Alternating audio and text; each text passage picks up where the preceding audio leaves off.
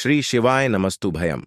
दोस्तों, आप सभी लोग जानते हैं कि 22 अगस्त 2024 के दिन यहां पर भाद्रपद महीने का कजरी तीज पड़ रही है। दोस्तों, यह जो गुरुवार है, भाद्रपद महीने में पड़ने वाला सबसे बड़ा कजरी तीज है, क्योंकि यह भाद्रपद महीने में पड़ रहा है, जिसका बहुत ही बड़ा और विशेष महत्व होता है। और ऐसा दिन पूरे साल में सिर्फ एक ही बार आता है। और दोस्तों, आप सभी लोग जानते हो कि भाद्रपद महीने का गुरुवार कजरी तीज का अगर सबसे बड़ा कोई उपाय है तो वह एक छुटकी हल्दी वाला उपाय है। तो दोस्तों, इस भाद्रपद माह के पहले गुरुवार कजरी तीज के दिन आप लोगों को इस एक छुटकी हल्दी वाला उपाय को जरूर करना है। बहुत सारे लोग होंगे जिन लोगों ने इस उपाय को ना किया हो, मतलब पूरा साल निकल गया और उन्होंने किसी भी दिन इस एक छुटकी हल्दी वाला उपाय को ना किया हो। पर दोस्तों, आपके पास एक आखिरी मौका बचा हुआ है, जो कि 22 अगस्त भाद्रपद महीने का गुरुवार कजरी तीज के दिन। तो इस दिन आप लोगों को इस वाले उपाय को जरूर कर लेना है। भले ही आपने पूरे साल भर अभी तक इस उपाय को ना किया हो, पर अगर आपने इस भाद्रपद महीने के गुरुवार कजरी तीज के दिन अगर इस वाले उपाय को कर लिया, तो आपको इस उपाय को करने का वह फल मिलेगा जिसकी आपने कभी कल्पना भी नहीं करी होगी। इसीलिए आप लोग इस वाले उपाय को एक बार जरूर कर लेना, ताकि आप लोगों के हाथ से यह मौका ना जा सके और आपको इस उपाय को करने का फल मिल सके। दोस्तों, यह उपाय पंडित जी ने अपनी अभी की ही शिव महापुराण की कथा में बताया है, जिस उपाय को आज हम आपको बहुत अच्छे से समझाने वाले हैं। इस वीडियो को देखने के बाद इस उपाय को समझने के लिए आपको कोई और वीडियो को देखने की जरूरत नहीं पड़ेगी। तो चलिए दोस्तों, उपाय को शुरू करते हैं। देखिए, यह भाद्रपद महीने के गुरुवार कजरी तीज के दिन यह इतना खास होता है, इतना महत्वपूर्ण होता है। देखा है, कभी कभी बड़े बड़े पूजा पाठ अनुष्ठान से जो मनोकामना पूर्ण नहीं होते, वह भाद्रपद महीने के दिन एक छोटे से उपाय करने से ही आपकी मनोकामना पूर्ण हो जाती है। और बहुत सारे लोगों ने इस उपाय को किया भी है और उनको इस उपाय को करने का फल भी जरूर मिला है।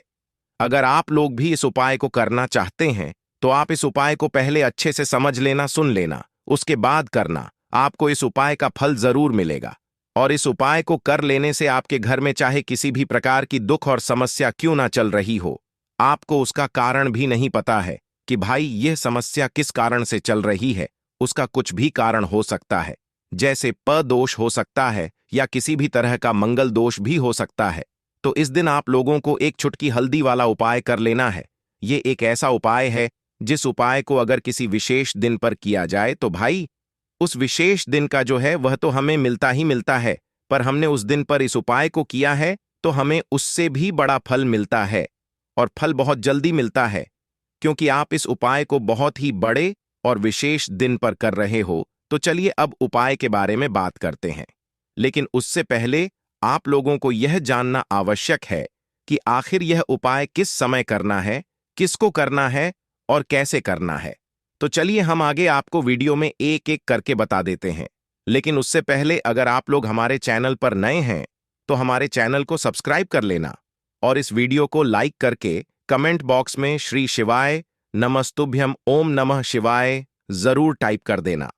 तो दोस्तों, इस चुटकी हल्दी वाला उपाय को हमें इस गुरुवार कजरी तीज के दिन कैसे करना है, किसको करना है, किस समय करना है और कहां पर करना है, यह सारे सवालों के जवाब आपको इस वीडियो में मिल जाएंगे। और जो ये वीडियो देखेगा भाई, उसको एक छुटकी हल्दी वाला उपाय जरूर करना चाहिए, क्योंकि इस दिन एक छुटकी हल्दी का भी बहुत ही बड़ा और विशेष महत्व होता है।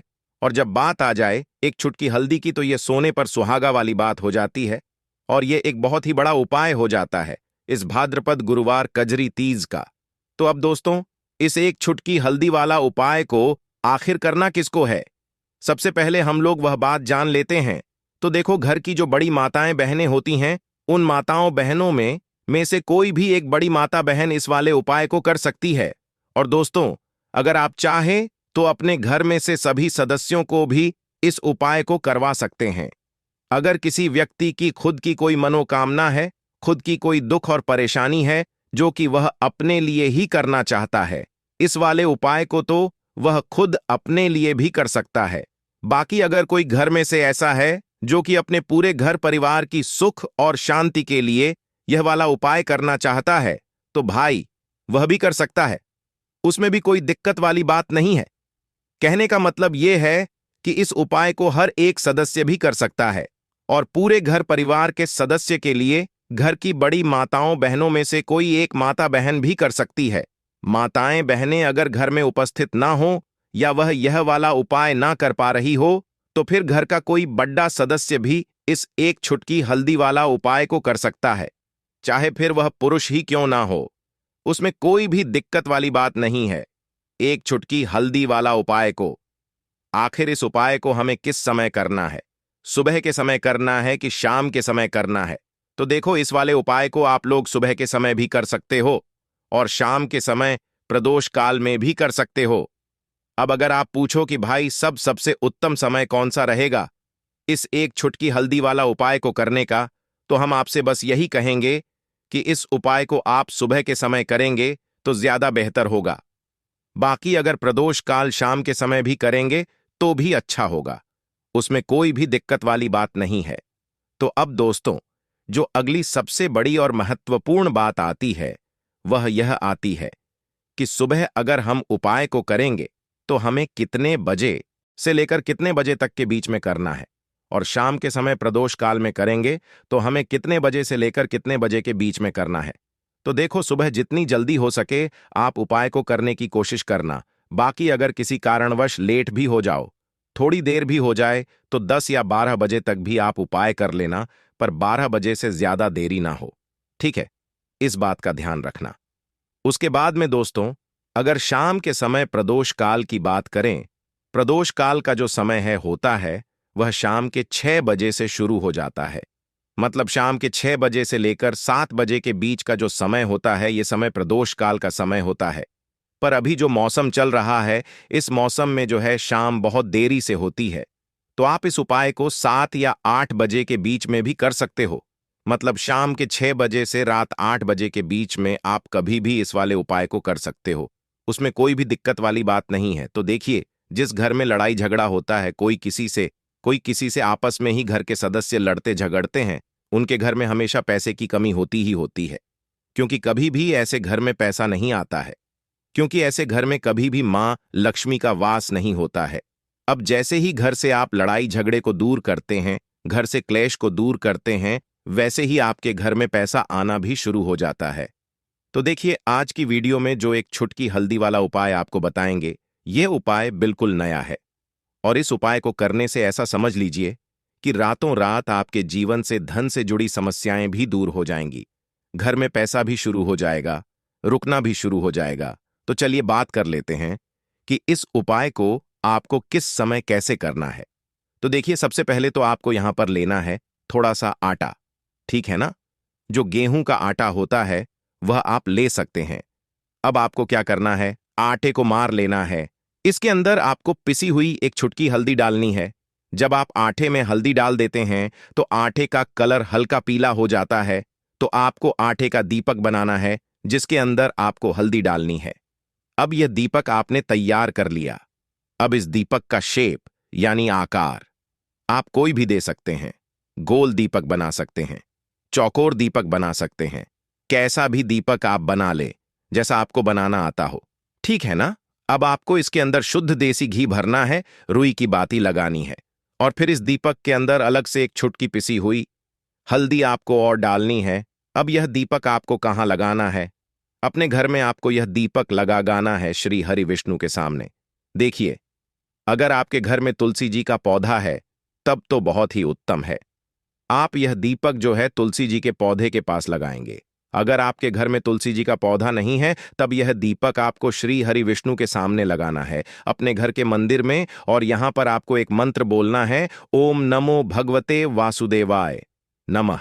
अब देखिए, यह जो आटे का दीपक आपने लिया है ना, आटे का दीपक जो होता है यह आपके घर में कभी भी अन्न और धन दोनों की कमी नहीं होने देता है, क्योंकि यहां पर जब आप आटे का दीपक लेते हैं तो मां अन्नपूर्णा का आशीर्वाद आपको मिलता है, क्योंकि मां अन्नपूर्णा ही हम सभी को अन्न देती हैं। हमारे रसोई घर में जो अन्न का भंडार भरा रहता है वह मां अन्नपूर्णा की ही कृपा होती है। तो देखिए, हर व्यक्ति चाहता है कि उसके पास इतना अन्न हो कि वह खुद भी अपने घर का खर्चा कर सके, अपने घर के जितने भी सदस्य उनके जीवन को चला सके। और हम तो यही चाहते हैं कि हम कभी भी किसी भी व्यक्ति से एक रूप उधार ना ले, बल्कि दूसरे लोगों को पैसा दे है, ना दूसरे लोगों की जरूरतों को पूरा कर पाएं। तो यहां पर सीधे सीधे में अन्नपूर्णा का आशीर्वाद मिल जाता है। दूसरी चीज कि जब आप हल्दी डालकर आटे का दीपक जलाते हैं तो श्री हरि विष्णु के साथ साथ मां लक्ष्मी की कृपा आपको मिलती है। अब मां अन्नपूर्णा का आशीर्वाद मिल गया, मां लक्ष्मी की कृपा मिल गई, श्री श्री हरि विष्णु का आशीर्वाद मिल गया। हल्दी से आपका गुरु ग्रह मजबूत हो गया। और हल्दी वाला दीपक अगर तुलसी जी के पास पौधे के पास जला दिया तो यह तो और भी उत्तम है। फिर तो आपको अधिक से अधिक धनवान बनने से भी कोई नहीं रोक पाता है, क्योंकि तुलसी का जो पौधा होता है यह श्री हरि विष्णु को सबसे प्रिय होता है। जैसे ही आप तुलसी के पौधे के पास अगर हल्दी का दीपक लगाएंगे या जलाते हैं, अगर घर में है ना, घर में ना हो तो मंदिर में भी लगा सकते हैं जाकर, तो ऐसा समझ लीजिए रातों रात ही आपके जीवन में चमत्कार का काम कर देता है। अगर आपके घर में तुलसी जी का पौधा नहीं भी है तब भी आप कोशिश करें कि घर में एक तुलसी का पौधा आप जरूर लगाएं। वैसे तो सभी के घर में होता है, जिनके घरों में नहीं है वह अपने घर के मंदिर में इस दीपक को लगा दें।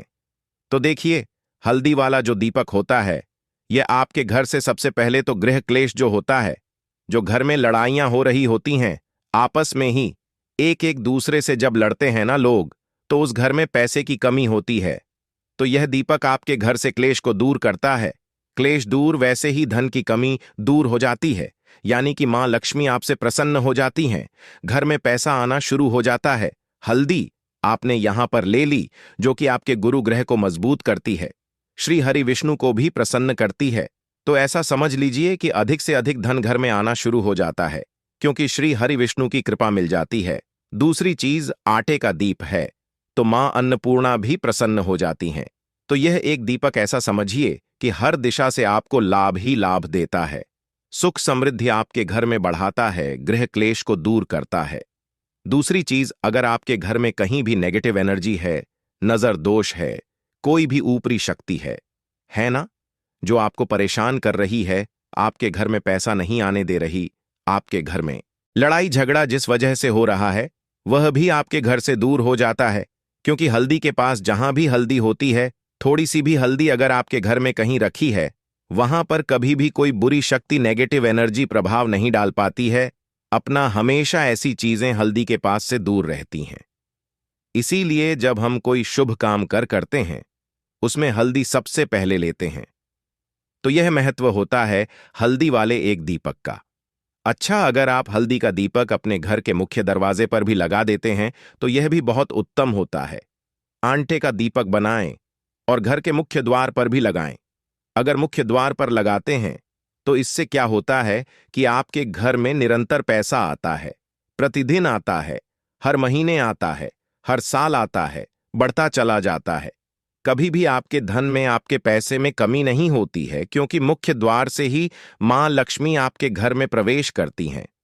और देखिए, सबसे पहले मां लक्ष्मी की नजर जो पड़ती है वह आपके मुख्य दरवाजे पर ही पड़ती है, और मुख्य द्वार पर ही आप हल्दी का दीपक लगाते हैं तो वह प्रसन्न होती हुई आपके घर में आती है।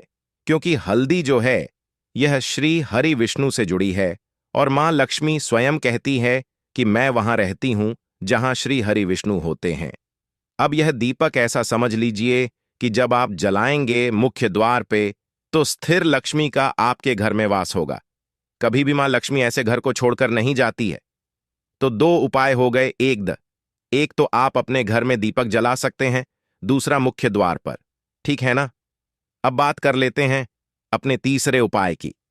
देखिए, तीसरा उपाय जो अब आपको बताने जा रहे हैं यह है मनोकामना पूर्ति का उपाय। मनोकामना जिनकी अधूरी है, पूरी नहीं हो रही है, बहुत कुछ कर लिया लेकिन पूरी होती ही नहीं, मनोकामना, तो आपको यह तीसरा वाला उपाय करना है। 22 अगस्त भाद्रपद महीने का गुरुवार, कजरी तीज के दिन तो देखिए, यहां पर आपको सबसे पहले हल्दी लेनी है, ठीक है ना। साथ ही साथ आपको खड़ा वाला नमक लेना है, 1 या 2 पीले फल लेने हैं।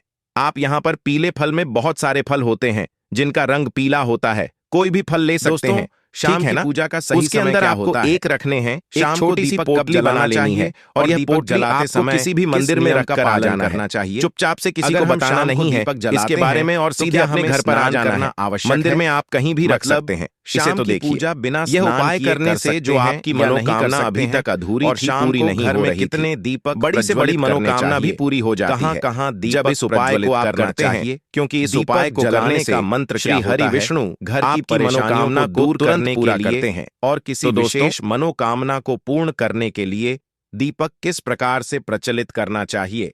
इसलिए आज की जो वीडियो है पूरी तरह से संध्या वंदन पर आधारित है। शाम के समय जो आप संध्या वंदन करते हैं, पूजा आराधना करते हैं, दीप प्रज्वलित करते हैं, वह किस प्रकार से आपको करना है, किस नियम का पालन करना है। मतलब आज की वीडियो पूरी तरह से आपके प्रश्नों पर आधारित है, जिनका उत्तर मैं आपको शास्त्रों के अनुसार देने का पूरा प्रयास करूंगा। तो वीडियो को पूरा जरूर देखें और अगर आपको आज की वीडियो अच्छी लगे तो इसे लाइक जरूर कीजिए, क्योंकि आपके लाइक और आपके कमेंट मेरे लिए बहुत महत्वपूर्ण होते हैं। यह एकमात्र जरिया है जिससे मुझे पता चलता है कि आपको यह वीडियो अच्छी लगती है। साथ ही कमेंट बॉक्स में भगवान शिव और माता लक्ष्मी के नाम का जयकारा भी जरूर लगाएं। इससे आपको सकारात्मक ऊर्जा की प्राप्ति होती है। और अगर आपका कोई भी सुझाव हो, कोई भी प्रश्न या कोई विशेष वीडियो देखना चाहते हैं, तो उसके लिए भी कमेंट बॉक्स में जरूर लिखें। और हाँ, चैनल पर पहली बार आए हैं, अगर अभी तक आपने चैनल को सब्सक्राइब नहीं किया है तो आराध्य शिव के चैनल को सब्सक्राइब जरूर कर लीजिए और बेल आइकन को प्रेस कर लीजिए। इससे यह होगा कि इस चैनल पर जो नई वीडियो अपलोड होंगी वह आपको सही समय पर प्राप्त होगी।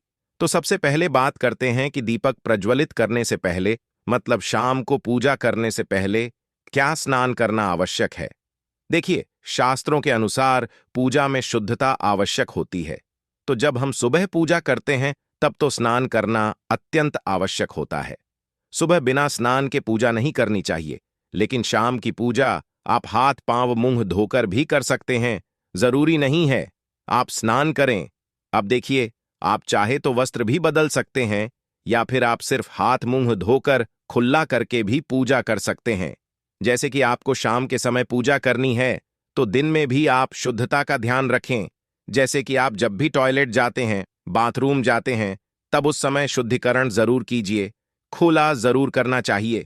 हर बार जब आप बाथरूम जाते हैं तो अगर आप दिन भर शुद्धिकरण का ध्यान रखते हैं तो शाम के समय बिना स्नान किए भी सिर्फ हाथ पांव धोकर पूजा कर सकते हैं।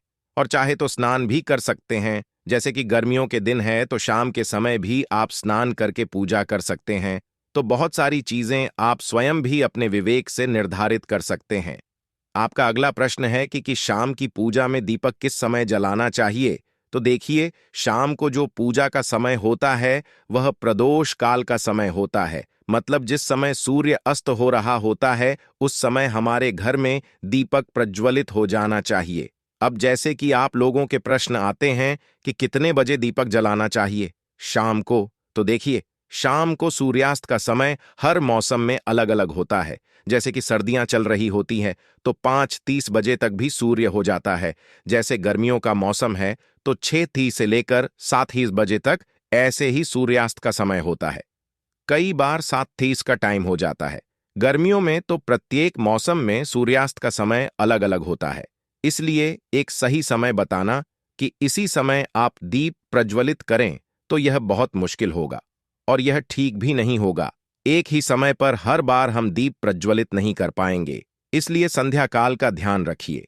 जब संध्या काल का समय होता है, मतलब जब सूर्य अस्त हो रहा होता है, उस समय आप अपने घर में दीपक प्रज्वलित कर दीजिए। और अब बात करते हैं कि कितने दीपक आपको अपने घर में प्रचलित करने चाहिए। शास्त्रों के अनुसार संध्या काल में प्रतिदिन अपने घर के मुख्य द्वार पर एक दीपक जरूर जलाना चाहिए। इससे क्या होता है कि शास्त्रों के अनुसार शाम के समय संध्या काल में लक्ष्मी माता और उनकी बहन दरिद्रता दोनों ही भ्रमण पर निकलती है। तो जिस घर के मुख्य द्वार पर दीपक प्रज्वलित होता है उस घर में महालक्ष्मी प्रवेश कर जाती है। और जिस घर के मुख्य द्वार पर दीपक नहीं जल रहा हो उस घर में दरिद्रता प्रवेश कर जाती है। तो इसलिए महालक्ष्मी का प्रवेश आपके घर में हो, इसके लिए घर के मुख्य द्वार पर एक दीपक जरूर प्रज्वलित करना चाहिए। और हाँ, घर के मुख्य द्वार पर जो दीप प्रज्वलित किया जाता है संध्या काल में, इसके बहुत सारे फायदे शास्त्र में बताए गए हैं। शास्त्रों के अनुसार संध्या काल में जिस घर के मुख्य द्वार पर दीप प्रज्वलित होता है उस घर में किसी भी प्रकार की नकारात्मक ऊर्जा प्रवेश नहीं करती है। कोई भी वास्तु दोष आपके घर में हो, अगर आप मुख्य द्वार पर दीप प्रज्वलित करते हैं तो समस्त प्रकार के वास्तु दोष से मुक्ति मिल जाती है।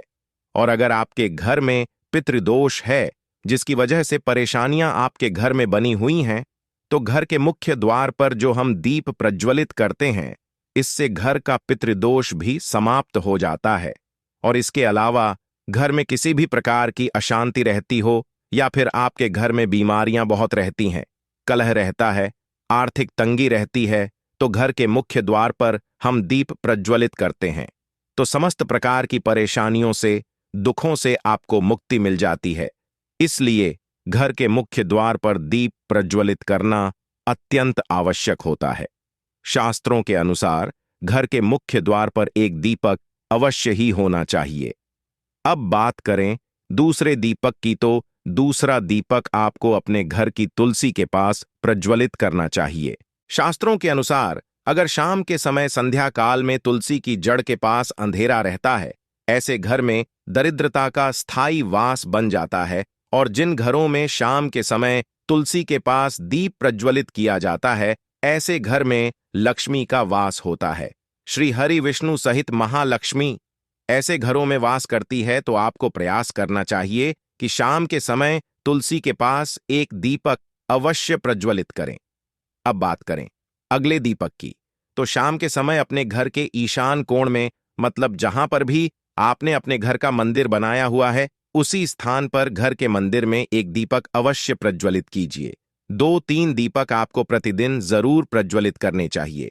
और अगर आप तीनों दीपक प्रतिदिन प्रज्वलित करते हैं तो विश्वास रखिए आपके घर की बहुत सारी परेशानियां स्वयं ही समाप्त हो जाती हैं। और अब बात करते हैं अगले प्रश्न के बारे में, जो आप लोगों के हमेशा प्रश्न आते हैं कि दीपक किस चीज से प्रज्वलित करना चाहिए, सरसों का तेल डालते हैं या नहीं, या फिर तिल के तेल का प्रयोग करना चाहिए, या फिर शुद्ध गाय के घी का, किस चीज से हम दीपक प्रज्वलित करें? तो देखिए, शास्त्रों के अनुसार सरसों के तेल का दीपक हर जगह प्रज्वलित नहीं करना चाहिए। सरसों का तेल कड़वा तेल कहा जाता है, इस तेल का दीपक हम प्रज्वलित करते हैं शनिदेव के लिए। अगर आप दीपदान करते हैं शनिवार के दिन तो आपको सरसों के तेल का दीपक प्रज्वलित करना चाहिए। और आप चाहे तो जैसे कि पीपल का वृक्ष होता है वहां पर भी सरसों के तेल का दीप प्रज्वलित कर सकते हैं, या फिर भैरव देवता होते हैं उनके लिए भी तेल का दीपक प्रज्वलित किया जाता है। इसके अलावा कहीं पर भी सरसों के तेल का दीप प्रज्वलित करने की बात शास्त्रों में नहीं कही गई है। शास्त्रों के अनुसार किसी भी देवता के निमित्त जो हम दीप प्रज्वलित करते हैं उसमें गाय का घी डालकर ही प्रज्वलित करना चाहिए। अब देखिए, ऐसे समय में जबकि गाय का शुद्ध घी नहीं मिल पाता है तब हमें क्या करना चाहिए? तब आपको गाय के घी के नाम पर जो भी घी मिल जाता है या फिर शुद्ध घी मिल जाता है उसका प्रयोग कर सकते हैं, या फिर आप चाहें तो तिल के तेल का दीप प्रज्वलित कर सकते हैं। तो प्रतिदिन जो आप दीपक प्रज्वलित करते हैं अपने घर में, चाहे आप घर के मुख्य द्वार पर प्रज्वलित करें या फिर तुलसी के पास प्रज्वलित करते हैं या फिर घर के ईशान कोण में प्रज्वलित करते हैं, तो सभी दीपक आप तिल के तेल या शुद्ध घी का प्रज्वलित करें। और हाँ, जब आप दीपक प्रज्वलित करते हैं, जैसे कि मुख्य द्वार पर ज्योति प्रज्वलित करेंगे या फिर तुलसी के पास दीप प्रज्वलित करते हैं या फिर घर में जो दीप प्रज्वलित किया जाता है, तो एक चीज का ध्यान रखना चाहिए, कभी भी दीपक को सीधे जमीन पर नहीं रखा जाता है। दीपक रखते समय प्रतिदिन दीपक के नीचे थोड़ा सा आप चाहे तो चावल रख सकते हैं या फिर आप चाहे तो थोड़े से पुष्प रख सकते हैं। और हां, अगर आप दीपक के नीचे चावल रखते हैं तो इस बात का आपको ध्यान रखना है कि चावल अखंडित होना चाहिए, क्योंकि ऐसा माना जाता है कि अगर टूटे हुए चावलों का प्रयोग हम पूजा में करते हैं, किसी भी प्रकार से, चाहे दीपक के नीचे रखकर करते हैं या फिर अक्षत के स्वरूप में करते हैं, तो इससे घर में दरिद्रता आती है। इसलिए अखंडित चावल होने चाहिए अगर आप दीपक के नीचे रखते हैं तो। और जैसे कि कई लोगों के प्रश्न आते हैं कि प्रतिदिन जो दीपक के नीचे हम चावल रखेंगे तो उस चावल का अगले दिन क्या करना चाहिए, तो अगले दिन उठाकर आप पक्षियों को डाल दीजिए, पक्षी उसे खा जाते हैं। और घर में जो आप ईशान कोण में दीप प्रज्वलित करते हैं, मतलब घर के मंदिर में जो दीपक प्रज्वलित किया जाता है, उस दीपक को आप किसी पात्र में भी रख सकते हैं। जैसे कि एक छोटी सी प्लेट ले लीजिए, उसी प्लेट में दीपक रख दीजिए और उस दीपक को हम प्रज्वलित करते हैं। मतलब घर के मंदिर में जो दीपक प्रज्वलित करेंगे वह आप किसी पात्र में भी रख सकते हैं, लेकिन सीधे जमीन पर आपको कोई भी दीपक नहीं रखना, इस बात का ध्यान रखिए। और आपका अगला प्रश्न है कि शाम की पूजा करते समय किस मंत्र का जप करना चाहिए। दीप प्रज्वलित करते समय दीप जलाने का मंत्र क्या होता है? तो देखिए, दीप जलाने का मंत्र मैं आपको बता देता हूं। आप अगर जप सकते हैं तो जरूर जप, लेकिन अगर आप मंत्र नहीं जप पाते हैं तब भी शाम के समय जब आप दीपक प्रज्वलित करते हैं उस समय आप किसी भी मंत्र का जाप कर सकते हैं। जैसे कि आप चाहे तो माता रानी, कृष्ण, कन्हैया के किसी मंत्र का जप कर सकते हैं। आपके कोई इष्ट देवता हो तो उनके मंत्रों का भी जाप कर सकते हैं। दुर्गा चालीसा का, हनुमान चालीसा का पाठ करते हुए भी आप दीप प्रज्वलित कर सकते हैं। जरूरी नहीं है कि आप दीपक जलाने वाला मंत्र ही पढ़ेंगे, किसी भी मंत्र को पढ़कर आप दीप प्रज्वलित कर सकते हैं, संध्या वंदन कर सकते हैं। क्योंकि शास्त्रों में कहा गया है कि मौन रहकर कभी भी पूजा नहीं करनी चाहिए। जो भी शुभ कर्म होते हैं वह मंत्र उच्चारण के साथ ही संपूर्ण किए जाते हैं, इसलिए मंत्रोच्चारण आवश्यक है। कोई भी मंत्र जपते हुए आप पूजा कर सकते हैं, संध्या वंदन कर सकते हैं, लेकिन दीपक जलाने का जो शास्त्रों के अनुसार मंत्र है वह मैं आपको पढ़कर बता देता हूं। मंत्र है शुभम करोति कल्याणम आरोग्यम धन संपदा शत्रु बुद्धि विनाशाय दीप ज्योति नमोस्तुते दीपो ज्योति परम ब्रह्म दीपो ज्योतिर जनार्दन दीपो हरत में पापम संध्या दीप नमोस्तुते। इस मंत्र का जाप दीपक प्रज्वलित करते समय करने से कहा जाता है कि सभी प्रकार के पापों से मुक्ति मिल जाती है और दीप देवता जो होते हैं वह हमारे जीवन में प्रकाश करते हैं। तो बहुत आसान है, यह मंत्र अगर आप लोग नियमित पढ़ेंगे तो निश्चित ही आपको याद हो जाएगा और दीपक प्रज्वलित करते समय आप बिना देखे भी पढ़ पाएंगे। और अभी आप चाहे तो इसे किसी कागज पर लिख कर रख सकते हैं और घर के मंदिर में ही रख दीजिए जहां पर आपको दीपक प्रज्वलित करना है। तो जब आप दीप जलाएंगे तब आप इस मंत्र को देखकर पढ़ सकते हैं और कुछ दिनों में तो याद हो ही जाता है। तो यह है आज की वीडियो जिसमें शाम की पूजा से संबंधित, शाम को दीपदान से संबंधित संपूर्ण जानकारी मैंने आपको शेयर की है। उम्मीद करता हूं वीडियो आपके लिए उपयोगी होगी। इसके अलावा भी अगर आपका कोई प्रश्न हो तो कमेंट बॉक्स में जरूर लिखें और यह वीडियो आपको कैसी लगी कमेंट बॉक्स में लिखकर जरूर बताएं। इन गलतियों से घर में होती हैं। धन की कमी जल्द अपनाएं।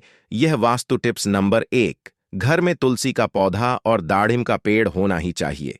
यह दोनों को बहुत शुभकारी होते हैं। तुलसी माता जगदम्बा का रूप है। जब भी तुलसी सूख जाए सावधान रहे, यह आपदा और धन के नाश का प्रतीक है। नंबर 2, अगर किसी भूखंड में ईशान कोण कट जाता है तो हरगिज ना खरीदे, ऐसे घर में रहने वाले दरिद्रता भोगते हैं। उसी प्रकार अगर ईशान में स्थित शौचालय भी गरीबी और रोग को आमंत्रित करता है। नंबर 3, के उत्तर दिशा में रखा गया मछली कुंड सुख और संपत्ति को आमंत्रित करता है। ध्यान रहे मछली कुंड का जल बदलते रहे, मृत जीवों को मछली कुंड में न रखें।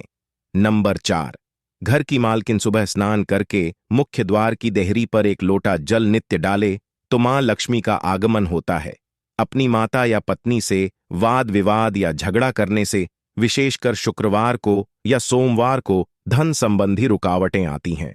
नंबर 5, प्रत्येक अमावस्या को घर का सारा फालतू सामान बेच दें या बाहर निकाल दें। इससे घर में सुख शांति रहती है और आर्थिक रूप से सक्षम बनते हैं। अमावस्या को कोई नई वस्तु या कपड़े खरीदने से बचना चाहिए। नंबर 6, शाम के समय कोई मेहमान या सुहागिन स्त्री आती है तो उसका सम्मान करके जलपान करावे, यह मां लक्ष्मी के आने का संकेत है। नंबर 7, यदि गृह के आग्नेय कोण में पानी की मटकी या जल संचय की व्यवस्था गलती से हो गई हो तो उस दोष को कम करने के लिए उस स्थान के ऊपर एक लाल बल्ब 24 घंटे जला रहने दें। इस दोष के कारण खर्चे बहुत बढ़ जाते हैं। नंबर 8, एक नियम का पालन करें। प्रतिदिन घर के मंदिर में दीपक जलाए। घर की प्रथम रोटी गाय को एवं अंतिम रोटी कुत्ते को दे। इन बेजुबान जानवरों को रोटी देने पर भाग्य के दरवाजे खुल जाते हैं। नंबर 9, पीपल को विष्णु का अवतार कहा जाता है। प्रतिदिन पीपल को जल चढ़ाने से लक्ष्मी की प्रसन्नता प्राप्त होती है। अगर घर में पीपल हो तो कभी भी उसे नहीं कटवाए, इससे माता लक्ष्मी और विष्णु की अप्रसार होती हैं। नंबर 10, कभी भी घर में 2 बार झाड़ू पोंछा ना करें। एक बार के झाड़ू पोंछा से नकारात्मक ऊर्जा समाप्त होती है तो दूसरी बार करने से सकारात्मक ऊर्जा समाप्त हो जाती है और देवी देवताओं का पलायन हो जाता है। नंबर 11, घर के अग्निकोण या पूर्व दिशा में या ईशान कोण या उत्तर और वायव्य कोण के बीच में अलमारी या तिजोरी रखने से खर्चे बढ़ते हैं और धन कम होता जाता है। दक्षिण दिशा में उत्तरमुखी अलमारी या नेत्य में उत्तरमुखी या पूर्वामुखी या उत्तर दिशा में पूर्वाभ्यास शहद। दर्पण मोर के जोड़े की मूर्ति या चित्र घी रखना चाहिए। मार्केट पुराण के अनुसार यह वस्तुएं मां लक्ष्मी को आमंत्रित करती हैं। इसके अलावा पूजा घर में स्वयं के कुलदेवता या कुलदेवी का स्थान जरूर होना चाहिए। नंबर 13, ईशान कोण में स्थित कमरे का दरवाजा पूर्वाभ्यास। इसके विपरीत पश्चिम या नशद की ओर जल निकासी या नाला हो तो सुख और धन का नाश करता है। नंबर 16, जब पूर्व में स्नानागार हो और वायव्य में या दक्षिण दिशा में शौचालय हो तो धन प्राप्ति में बाधक नहीं बनता है, अन्य दिशाओं या कोण में प्रगति में बाधक बन जाता है। नंबर 1, ईशान यानी उत्तर पूर्व में जल संचय की व्यवस्था जैसे बोरिंग, कुआं, टैंक धन को बढ़ाने में बहुत सहायक होती हैं। जल पंच तत्वों में एक महत्वपूर्ण तत्व है। जल तत्व का वास्तु में सही नियोजन धन संपदा बढ़ाने वाला माना गया है। नंबर 18, अगर किसी मंदिर में नीचे आंगन में गिरा हुआ सिक्का या पुष्प मिल जाए तो लाल कपड़े में बांध कर रखें। उसको अपने पूजा घर या धन स्थान में लाल कपड़े में रखें। यह प्रभु का आशीर्वाद माना जाता है और धन संपदा में आकस्मिक लाभ होता है। नंबर 19, वास्तु वेद मुख्यधार वेद से बचे। मुख्यधार या वास्तु के सामने खंभा, दीवार, पेड़ या सीढ़ियां होने से वेद होता है। यह सकारात्मक ऊर्जा को रोकता है और धन और प्रगति में बाधक बनता है। नंबर 20, आग्नेय कोण में, रसोई ईशान में, पूजा घर और नशत कोण में। मास्टर बेडरूम बहुत ही शुभकारी होता है। सुख, संपदा और धन की उत्तरोत्तर प्रगति होती है। अगर जानकारी अच्छी लगी तो वीडियो को लाइक एंड शेयर करें और चैनल को सब्सक्राइब करके